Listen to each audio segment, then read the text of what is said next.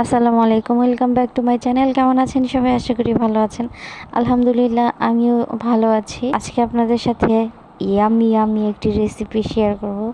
Chicken fry আমার most favourite খাবার।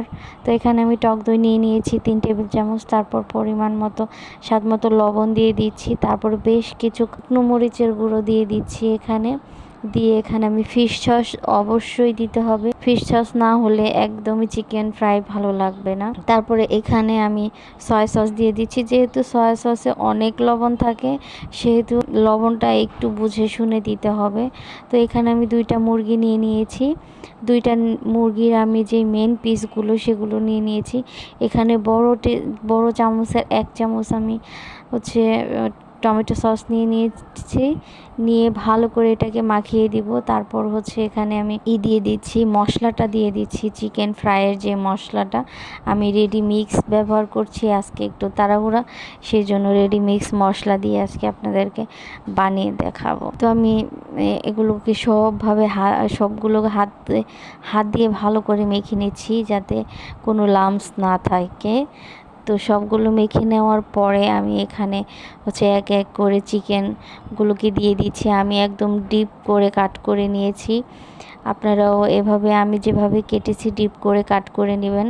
Deep করে কাট করে নিলে সমস্ত মশলা একদম ভিতরে চলে যাবে। তো এ পর্যায়ে আমি সবগুলো মুরগি একসাথে দিয়ে তারপর ভালো করে হাত দিয়ে মেখে নেব।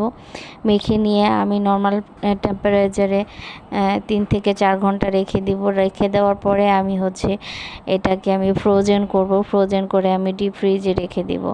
আর আমি যা খাবো সেটাকে আমি ফ্রাই করে নেব। তো যাই হোক, কথা বলতে বলতে প্রসেসিং সব শেষ হয়ে গেল। তো এই পর্যায়ে বলছি, আমার ভিডিও আপনাদের ভালো লেগে থাকলে অবশ্যই লাইক, কমেন্ট, সাবস্ক্রাইব করে দেবেন। যারা অলরেডি করে ফেলেছেন তাদের সবাইকে অসংখ্য অসংখ্য ধন্যবাদ। যারা এখনও করেনি, প্লিজ আমার চ্যানেলটিকে সাবস্ক্রাইব করে দিবেন আর পাশের বেল আইকনটি বাজিয়ে দেবেন। আরেকটা কথা বলতে ভুলে গিয়েছি, আমি কিন্তু অবশ্যই আদা রসুন জিরা পেস্ট দিয়ে দিয়েছি, সেটা অফ ক্যামেরায় দিয়েছি। তো যাই হোক, দেখানো হয়নি। অনেকেই বলতে পারেন যে আদা রসুন জিরা পেস্ট দিলেন না। হ্যাঁ, দিয়েছি।